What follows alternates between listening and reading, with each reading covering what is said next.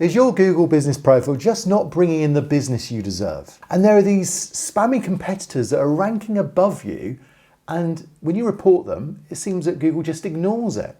It just seems incredibly unfair. But a while back, I discovered something really bizarre.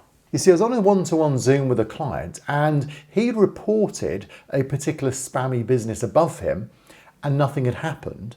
I then reported it for him, and immediately I got an email from Google saying that they'd accepted it. And that was live on our Zoom call. Now, how is that? And so it left me wondering, why is it that my reporting is accepted every single time on Google businesses, yet when the clients report it, it seems quite often Google ignores them? It just makes no sense, right?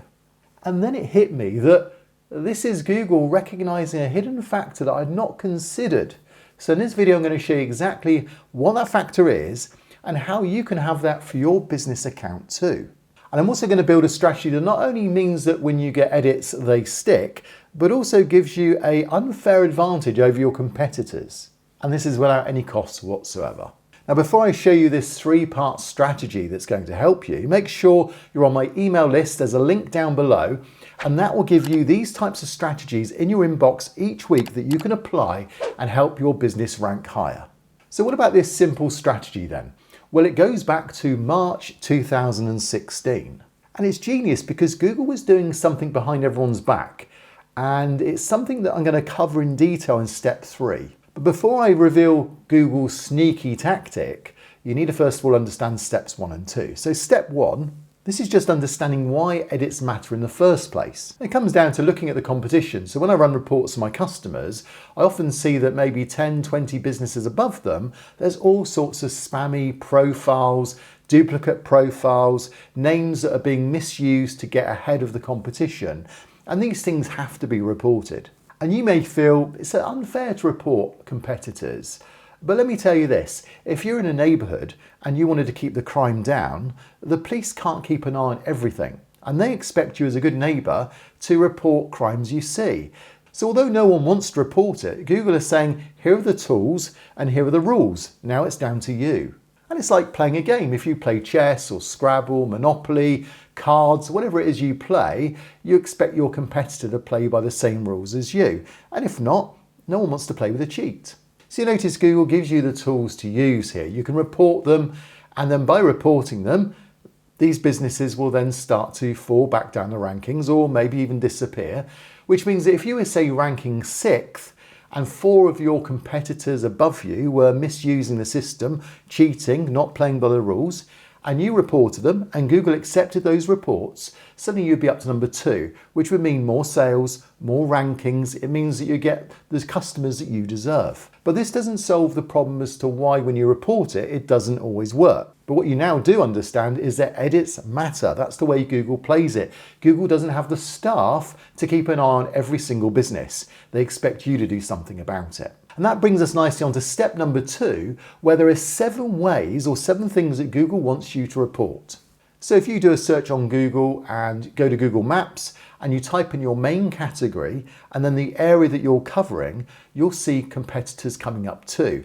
And the idea is now to go through these and just see, are they playing by the rules? Now there are 7 areas you need to look at, and the first 5 are covered by under the Suggest Edit button. So if you go to Suggest Edit, if you see anything in particular that doesn't stand out as being right, and you'll know your competition better than anyone else, and then you need to report it. So we're talking about things like business names, stuff keywords in the business names breaks Google's policies. It could be wrong categories it's using. It could be it's closed and the business no longer exists. It could be that the hours are wrong. Of course, we know that if you open longer hours, you get shown higher up in the rankings.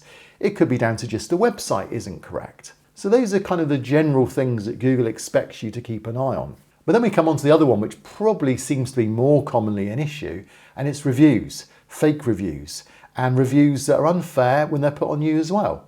So what does Google enable you to do? Well, again, you can click on this button, you can report it, and you'll see there's a whole load of different ways in which it could fail. Is it harassment? Is it bullying? Is it unfair, profanity? Whatever these things are, you need to be clear to Google, and then Google will take a look at it. So 8 choices in here to report. Now, a little extra tip is if you get 2 or 3 of your staff with their Gmail accounts, their Google accounts to log in and to then report the same information. So say you said it's harassment from a review on your business. If you report it 3 times, Google tends to be even more inclined to do something about it. So that was a bonus tip. But let's also move on to what about if someone is duplicating businesses or something that's seriously violating all of Google's guidelines?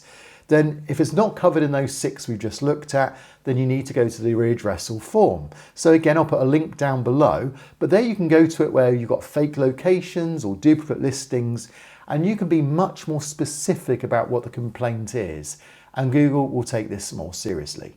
I think the confusion comes from the fact that people think that because Google's a big company, they must have thousands of staff on Google business profiles looking at these things. Well, guess what? They don't. They've just got a handful of staff and they're relying on mainly AI and bots to make decisions. And that's why they get a lot wrong. But they are expecting you to report the crimes in your area. And this now brings us on to step 3, which is the exciting bit, the real secret sauce. And so for a clue, notice this email I got the other day where it says making Google Maps better. But look where it's come from. Notice there, Google's local guides. And there's the clue that takes us back to March 2016. You see, in March 2016, local guides were just starting off. And also Dropbox had just come into popularity. And Google decided to have its own cloud storage. But how could it get its cloud storage off the ground? And more importantly, because Google Maps was growing and shops needed to be added to the maps to make it useful, how could they get people to add shops, add hours, add business names and profiles? How could they make that happen? Well, this is where they dangled the carrot. And there you can see in 2016, I was given an email that said that if I could get up to level 4 as a Google guide, that they would reward me. So whereas they were trying to expand Google Places into Google My Business at the time, you notice there they were awarding points.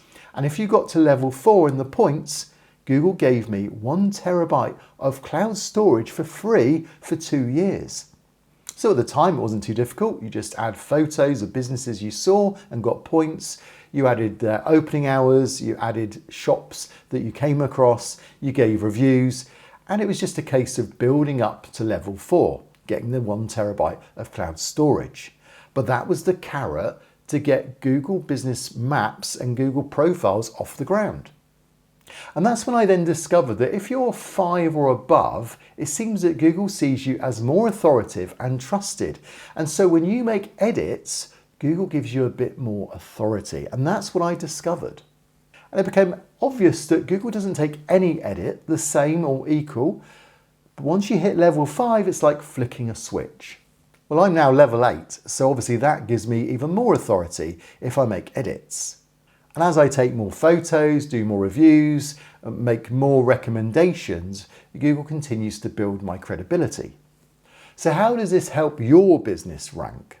Well, look to see what local guide level you're at and look to see if you can get above 5+, because if you can, you'll find it gives you a bit more authority when you make edits in Google. And when you follow those 3 parts of the strategy, you'll see you'll rank higher over time. Now, if you like these types of strategies, then click down below and join my email list, because each week I'll give more of these types of strategies away. And you'll also get some free videos, some free downloads. You'll get some checklists as well. So don't miss out on those things. But I'm also giving away a free course at the moment that shows you how you can optimize the whole of your Google business profile as one masterclass. So don't miss that video. If you haven't applied it to your business yet, you're really missing out. I'll see you on this video next.